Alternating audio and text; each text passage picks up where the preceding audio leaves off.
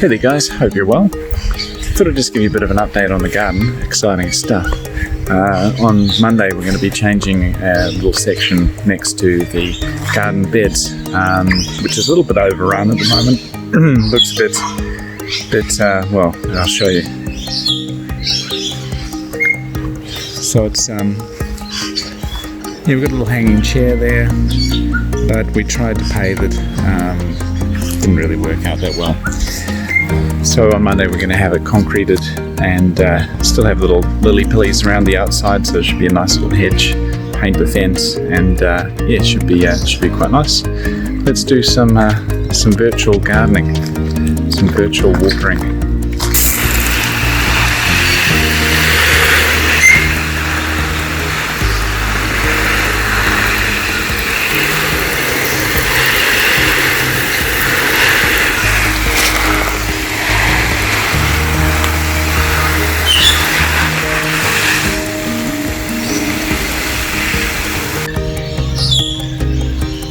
So initially I had 4 of these, which is a butternut, squash, but ironically they got squashed by 2 little English staffies.